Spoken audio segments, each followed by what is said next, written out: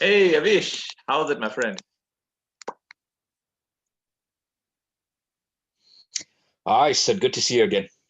Yeah, man, it's great to, as usual, catch up on our game on series. So, as usual, let's get into it. Let's get the depression out of the way. And SA versus England. The rest of this tour has been called off because of COVID. The last thing our country really needed, just rub salt on the wounds, eh?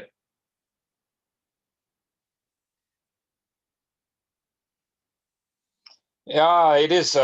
You can say that, rub salt in the wounds. I mean, it's really unfortunate, you know, because I mean there hasn't been much international cricket that's come to the shores for the past I can say last 9 months or so. So this people were obviously looking forward to this tour. I mean the end of this tour, and we only got to see one part of it, which is the T20s, and we all know how disappointing that was. It was really one-sided. So looking at the ODI format, you would have thought it'd probably bring both sides a little bit closer together. Uh, the Proteas in England. I was actually I was actually predicting that the Proteas would perform a little bit better in the ODIs as opposed to the T20s. It was the T20s, they were under pressure in every single game. It was either they were not making enough runs, or the bowling was off. So it was always going to be an issue in that T20, because England have those specialist players, and we all know how they performed in that T20 series. I mean, they were sensational, and thoroughly outplayed SA in the. Having said that, this format, 50 overs, gives you a chance to build in innings, so forth. It's unfortunate that we didn't get to see this, and we not sure when we're going to see ODI cricket again on these shows. With the situation that we have now with COVID. I know the next tour that's coming up against Sri Lanka, it's just a test series, so there's not going to be any ODIs on that tour. So yeah, this was opportunity to see, you know, uh, both players, both camps, especially the Proteas, what sort of situation they're in as a side, as an ODI team, because T20s, they've still got a long way to go uh, before next year's tournament. So this was a very important series to gauge as to how far they are at the moment, in terms of progression. Yeah, man. Yeah, but getting back to the T20, that I thought only the third one day I thought that England really were the better team. I thought in the first two, I think if luck had gone our way, it would have been us more like, giving England a bit of a hard time. But now I just think it's a bit unfortunate that because they say we're so unlucky in the T20s, and then obviously the COVID had to rub salt in the wound without any cricket. So I think the scoreline kind of makes it even worse Yeah, because look, I mean, it it does flatter. I mean, the scoreline at the end, 3-0, it yeah. does flatter. But I mean, if you're not going to get enough runs on the board, or if you're not going to Okay. be taking wickets, you're always going to be falling short. So Yeah. they fell short here and there, especially Mm. in the first game. And the second game. The one crazy over went for 27, and then in the last, in the second game, which was a very scrappy game, which I always talk, I felt they were like 15, 20 runs short of a score that probably would have won them the game.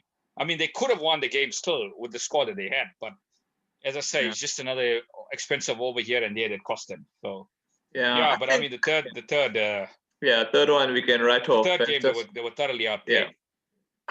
I don't like to say outplayed. I Yeah. tell you why. Because it's not like our batting was bad. I thought the batting was great. Just the bowling was just the English batting was just better than our batting. I would just put it down to that. And also I feel that, well, I think we're missing killer instinct. So I think the more we win, the better our killer instinct will be. I think that probably comes with confidence. But I think that's pretty much it on SA versus England. Let's get to something more sane. I'd probably say, you know, Uh-huh. just to end this, I'd probably say the Proteas lineup was probably a bit undercooked. The squad as a whole was a bit undercooked. Yeah. They didn't have a lot of game. I mean, not every player went to the IPL. Yeah. So not a lot of players had that played under that intensity. Yes. I mean, the likes of Nokia, the likes of De Kock, the likes of Faf, obviously they play in the IPL. And Rabada.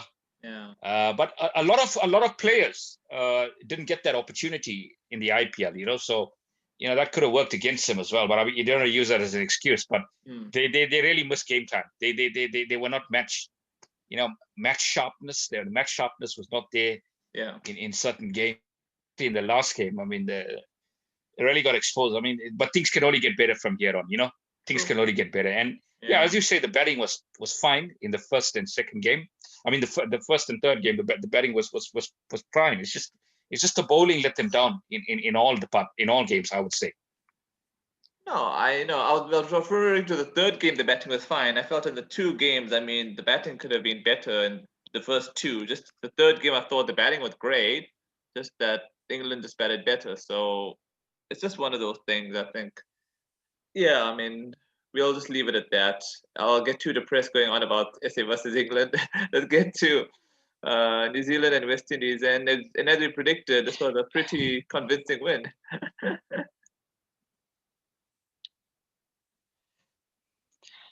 Clinical performance from the Black Caps. You know, batting first. I mean, put into bed by the Windies. Let's be honest, and a masterclass from the captain.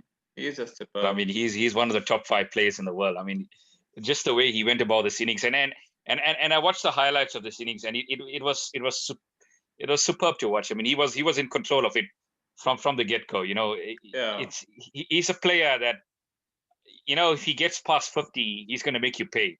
So he's the sort of player you got to get out early. If you don't get out early, he's going to make you pay. And he made the Windies toil a lot here. He made them pay dearly here in this game here. But I don't think he gave a chance as well, to be honest with you. I don't think the Windies bowled too well as well, you know, especially on the first day, you know, putting the Black Caps in, they probably should have utilized the conditions and probably got them about 4 or 5 down. I think 2 wickets at the end of the day's play was just not enough. You know, it was below average, I would say. And you know, day 2, we saw that masterclass from the captain. You know, he just took the game completely out of the Windies' reach here.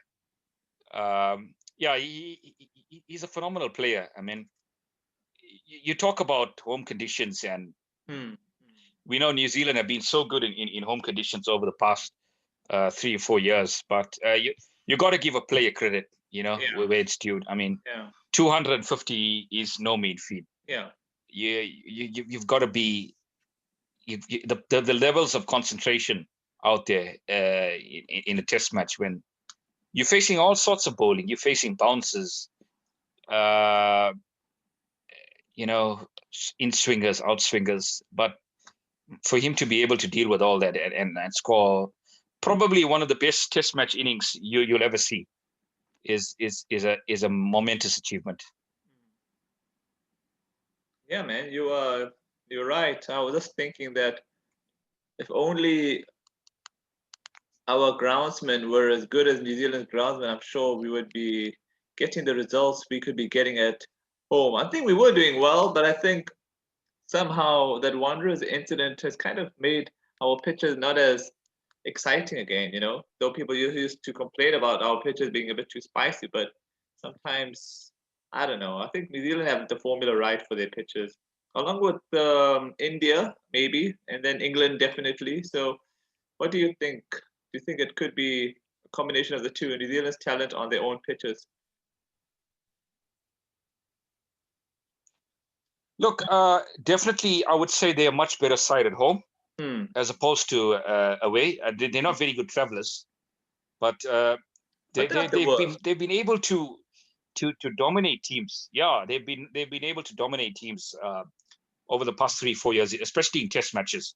at home. Because Yeah. I remember the last tour, India were there, and India got India were totally outplayed in those 2 test matches. So it's a combination of home conditions, and I think probably the bowling lineup that they have a bit of variety, as we did see. And I think a guy in this Kiwis lineup has been Jameson. He's been a revelation. I mean, 6'4", huge, and he can bowl bounces at will, and he just rushes the batsman for pace. So he's a daunting prospect for any batsman on those pitches. And it was so good to see a guy like Bolt and Wagner that's been so consistent for the Black Caps, especially in test matches for such a long time. I think New Zealand are such a well-oiled unit, in terms of their bowling. Yeah.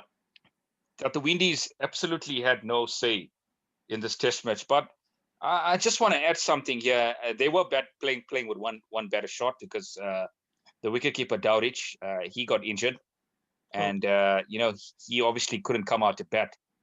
And he's a huge player for them in that middle order. He's a huge player, and he's been one of their most consistent players. So I would say in a way that hampered them as well. But I mean, they the ball behind the 8 ball here in this game. Yeah.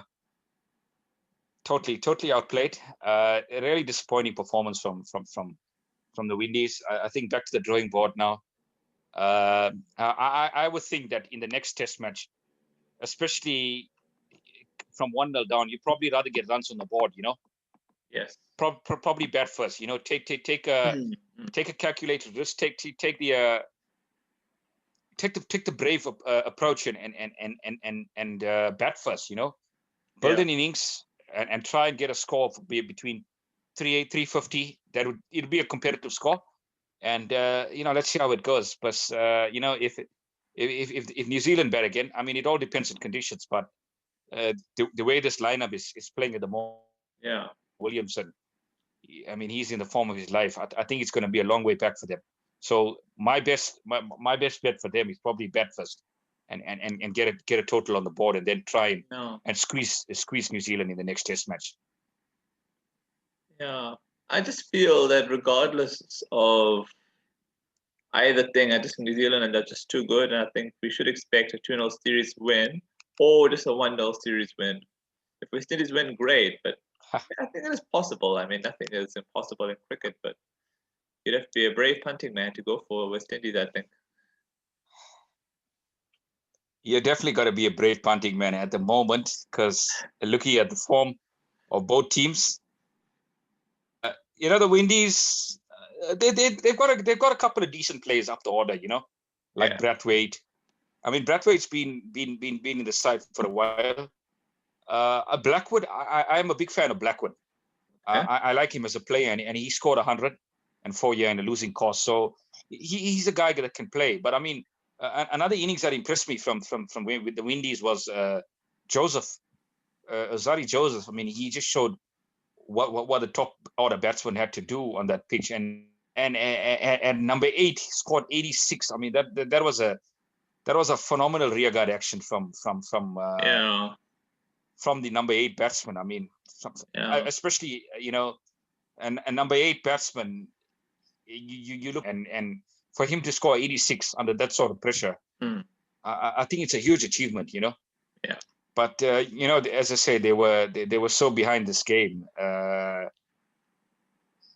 was actually no way back for them, and there was so much of time for the game. So yeah, back to the drawing board, and I hope they can make some changes, because we want to see a competitive game. This was truly one-sided, by all stretch. So yeah, hoping for a better performance from the Windies in the next game. Yeah, now let's get to the most exciting series, which is India and Australia. And we had predicted this, India to clinch the series. They clinched this 2-1. And if we just go through the results, the first one was by 11 runs. The second one was by 6 wickets. And the last one was a bit of a pathetic performance. I watched this one actually on catch up yesterday, and it's such pathetic fielding. And yeah, India definitely deserved to lose the final match. So let's just get back to the beginning.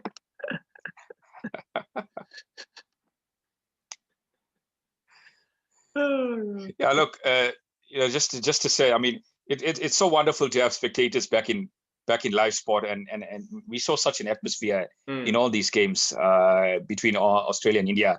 It was a wonderful spectacle to watch. All three matches, and the first two were very close, to be honest with you. I think the Aussies should have won the first one. Okay. To be honest, I mean, 161. You'd back yourself any day. And I think they just lost it there in the middle of the innings. I probably think there were too many chopping and changing in the batting order, tinkering. They just had to play, proper cricket, and they would have won this game. But they were a bit loose in that run chase. And India, I mean, 161. I was actually watching this game, and at one stage they were battling to even get to 150, and then Ravi Jadea plays an absolute cameo. Such a dangerous lower order player. He scores a wonderful 48, 47, and gets India just over 160, which is competitive. But I mean, you got to give credit to the way India bowled in that second innings. They really dug deep here and made it very difficult for the Aussies. Yeah, and this bowlers here, Natarajan, and the substance, the super sub, Chahal, he really changed the game, I feel, because if it wasn't for him picking those wickets, who knows what would have happened. Yeah, wow, that was a bit of a controversial selection, as a super sub, Chahal. But I mean, he took his chance with both hands, and wonderful bowling performance from him. Yeah. Really, it was really controlled from Chahal, and Natarajan as well. He's been a revelation for India, coming into the squad, man. He's been with those block hole deliveries and in swingers. I mean, what a find, there seems to be a lot of depth, judging by what I've seen so far. There are obviously a few bowlers that went around the park, Shami, but it was a very disciplined performance, bowling performance from India to restrict Australia to 150 and win the game. Yeah, you got to give the bowlers credit there. Okay, and this one was, you could say, was a run fest, and I enjoyed watching this match. I watched mostly live, so not too much of catch up. Well, like if I did do catch up with my parents, but that's another story. And yeah, watching Pandya hit it at the end was enjoyable, along with Kohli, though Pandya, I think. Trying to remember, I think Pandya was probably giving credit to some player that he should have got man of the match. I don't know if you read that article. Forget the name of that player. I'm sure I'll find it. Yeah, this was a really exciting game of cricket. Oh yeah, a much better pitch than the one in Canberra and in the first T20. I think it was Natarajan. I think he was giving credit to Natarajan. I think he said he should have got the man of the match because of his bowling. Because at one stage Australia were probably looking to get over 200 plus. So I think he could have done a joint man of the match there. He did have a point. Yeah, but I mean, this was an amazing game to watch. Aussies posting 194 for 5. Yeah. On a very good pitch. This was a much better pitch than the one in Canberra, which was a bit slow and low. This one, you obviously had value for shots.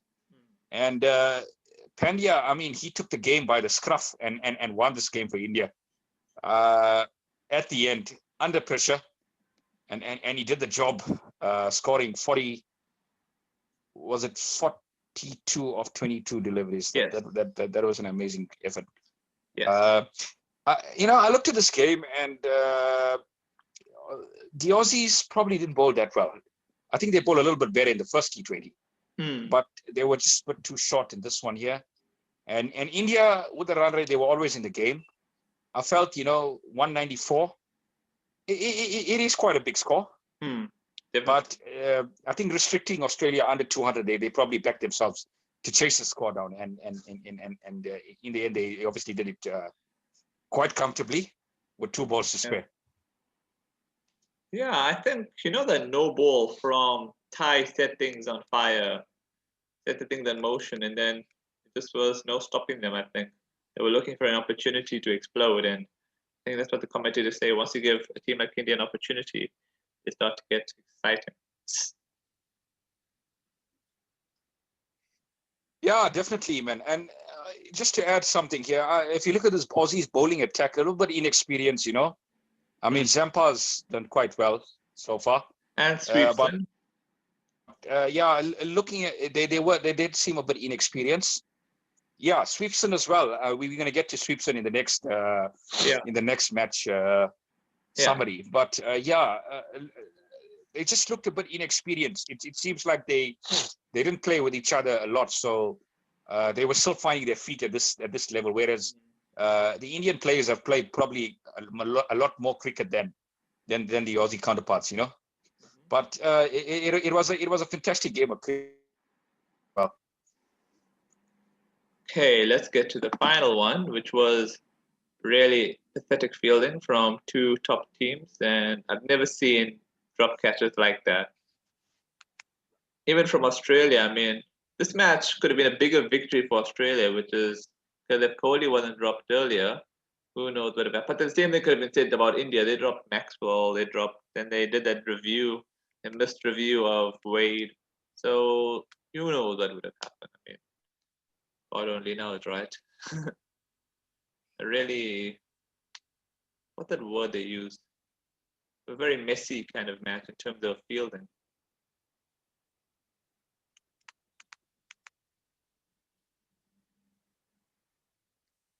And decision making. Yeah, look, I mean, when I analyze this match here, the pretty average in terms of fielding from both sides. They probably had their moments, especially with that mis-stumping by I think it was KL. He missed a stumping, and then I mean that one that Smith dropped of Kohli, which was obviously a dolly.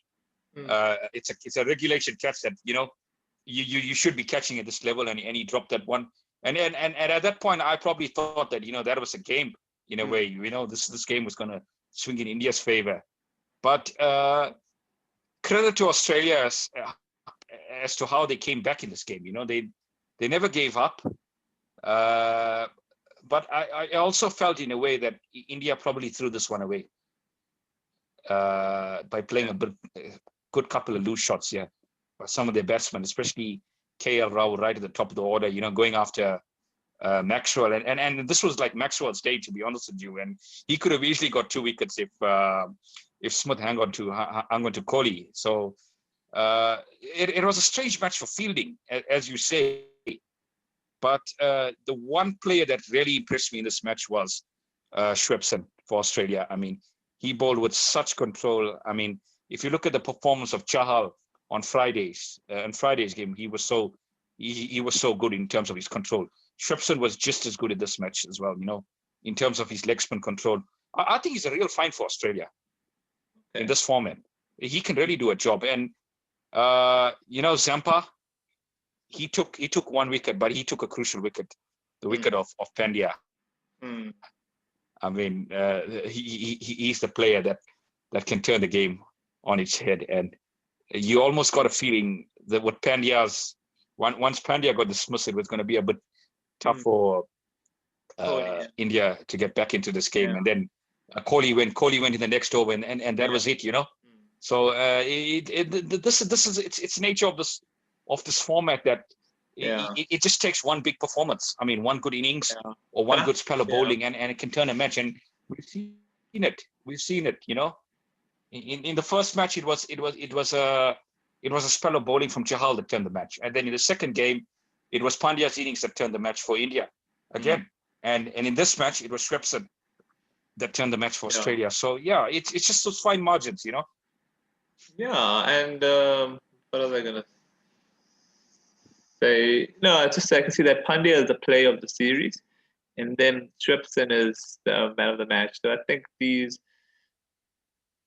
Yeah, I think if Kohli had probably had more support at the end, it probably would have been a 3-0 series win. But I also was gonna get to before I forgot with that maybe India, since they won the series, they were just really off the boil in this one. So it happens, you lose that extra spark, especially for a dead rubber. So that's fine. Yeah, it does happen. Hey, but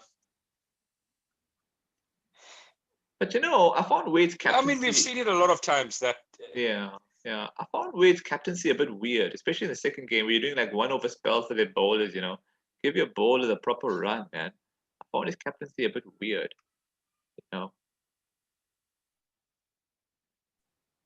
Yeah, I do agree with you. I also thought his captaincy was a bit weird in the second match, because I think he used about 7 bowlers in that in that second match, as you say, 1-over spells. Whereas Finch, he was a little bit more attacking. He backed his bowlers, and he obviously won wickets. So as an all-round captain, Finch is probably one of the best in the world at the moment. Yeah, with the likes of Morgan. Yeah, I see that. Tactically, very good captains. They really want to take wickets. They really want to influence the game. So I was impressed with Finch's captaincy. Yeah, I didn't realize that Finch actually captained the third one day. I still thought Wade was captain. In the first game as well. Apologies. Yeah. Yes.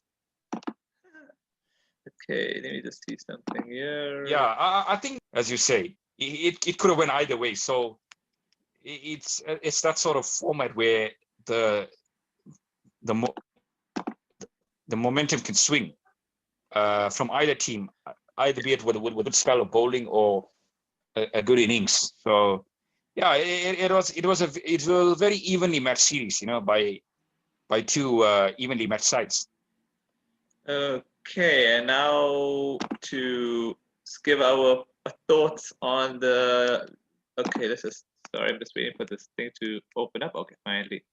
You see, now we can discuss the much awaited test series, which will come in the next 8 days. Okay, and this should be probably the most exciting out of everything, because as they say, it's a purest form of the game, and Kohli is going to leave after the first test. So I'm sure India will definitely want to take this first test match, just to get some momentum.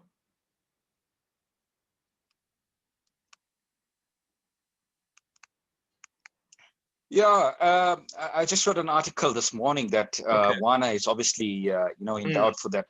Well, he's actually ruled out of this first test. So Australia's got some issues up the order now as to who they're going to play. But I wouldn't be surprised if Wade, Matthew Wade gets a call up here, because he's been quite superb in this T20 series, and I think the last Test series he played as well. I think it was the Ashes. He was so prolific in terms of run scoring there. So I wouldn't be surprised if he gets a call up. But I'm not really too sure what the composition of the sides are going to be for this Test series. As I say, India obviously are going to be missing Kohli after the after the first test, so they probably want to play very well in that first test. But just to add on that, the first test is a day-nighter. Yeah. So it's going to be something new to the Indian team. And yeah, I mean, pink ball obviously it does a lot in the night. Yeah. But hopefully, if India can win the toss and bat first, like it really makes good. It turns good players into average.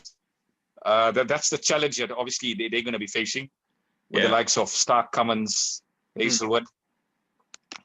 I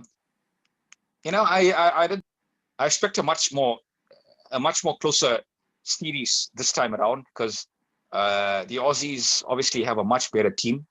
Yeah. And in terms of batting and bowling, they look a little bit more settled now than they were, I'd say, 24 months ago when we first saw the side. And they were just chopping and changing players like you won't believe. They seem to have a little bit they have a lot. They have a structure at the moment. They have a solid squad that they obviously have to choose from. So to me, Australia probably are favorites for this test series on home conditions. Yeah, it's going to be a challenge for India. And no doubt. what will your overall prediction be, scoreline? You know what? I'll tell you after the first test. I think course. I'll probably be able to gauge from there. But okay, looking at this at the moment, look, Kohli is really going to be missed because he obviously enjoys Australia, enjoys Australian conditions. He's done quite well here in the past. You know, Australia is a country that you obviously can score runs on. You know, the pitches obviously are good for batting, but you obviously got to get yourself in. The Australian bowling would probably be a lot more fired up this time around. And in the middle order, he's been so prolific. I cannot overemphasize his his position in the side and his strength. And he's been so prolific in test matches, especially over the past 4 to 5 years. I mean, even when he came back from that exit that he had for about 12 months, you know,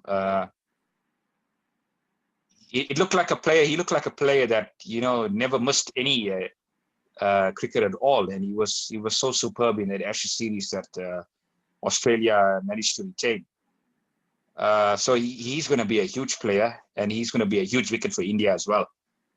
Because I think if they get Smith out, and it obviously leaves a bit of a hole. But having said that, he's such a patient player, and he's so used to these conditions.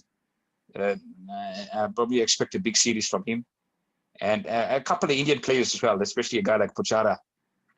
He's a test specialist, and he can bat time, and he had a great tour. He had a great tour last time around, so he's also going to be a prize wicket for the Aussies. So you know, on the basis of form and things, Australia have been quite superb in test matches over the past year or so. I think they've only lost. I think they've only lost twice in the past, say, 14, 15 months. I think that was in the Ashes. That's the last time they lost. They've been unbeaten at home in the past 5 test matches. Yeah. So I would give this one to Australia, either 2-1 or 3-1. Okay. All right. You're allowed to have 2 different score predictions. Like, for example, Yeah. Okay, fine, I'll give 2 predictions. If India win the first match, then I feel it could go for India maybe either 2-1 or maybe 1-0. But if Australia win the first test match, then I feel that because no Kohli, I think it'll be a bit of a tough one. Could be 3-0 or 2. Oh no, that's maybe 3 predictions. Maybe just make it 3-0. I know that's a bit bullish. I'll probably do 2 predictions. You're allowed to add another prediction. Yeah, look, I guess we can obviously get after the first test. The first test is obviously going to be very exciting, and it's going to set up the series. Yeah. So, as I say, you know, Australia have more experience in day-night test matches than India. India, it's going to be a new experience for India. Yeah. So let's see how it goes. You know, yeah, it's going to be a totally new experience for India. Under lights with a pink ball, and that pink ball really seems around. It does a lot more than the red ball. Yeah. So I'm told. So it's going to be a fantastic spectacle, which I obviously would keep my eyes on for quite a bit. So you know, let's see how it goes. But as I say, Kohli is going to be a big factor after the first test. You know, so and I think Rahane, it's going to be interesting to see who comes in for Kohli. I think Rahane will be probably captain. He's a good captain, Rahane. So I think probably Rahane. And I'm not sure if Sharma is going to get a chance on this tour because whole quarantine he obviously thing is needs a to bit get match fit. irritating. But it obviously would be nice if he is in the squad, you know. Mm. Yeah, it would be a good challenge. It would be a good challenge for him. And obviously India, they have to go in with their best side. Mm. They have to pick their best 11 in all matches to compete against Australia. Yes. Okay. I think that's pretty much it for today. And so, yeah. Oh, sorry. Oh, what were you going to say?